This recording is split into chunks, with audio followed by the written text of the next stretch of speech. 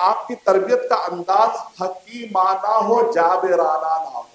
जाबिराना मतलब dictatorship, टोक्रेसी, dictation वाला अंदाज ना हो, डिस्कशन वाला अंदाज हो। खासतौर पे जो बच्चा 15, 16, 17 का, इसको कहते हैं रिवोल्ट एज।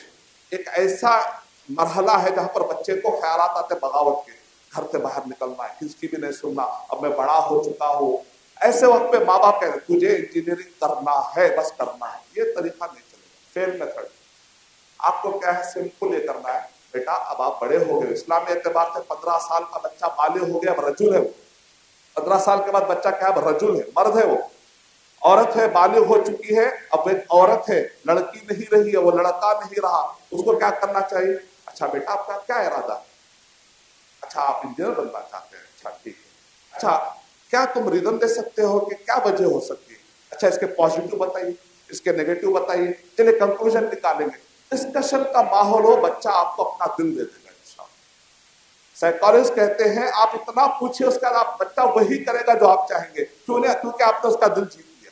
लेकिन हमारे पास क्या था, डिक्टेशन। मैंने कह दिया हो गया, इस घर में या तो मेरी चलेगी या तो बोरिया बिस्तर लेके बाहर जाओ, नहीं चलेगा।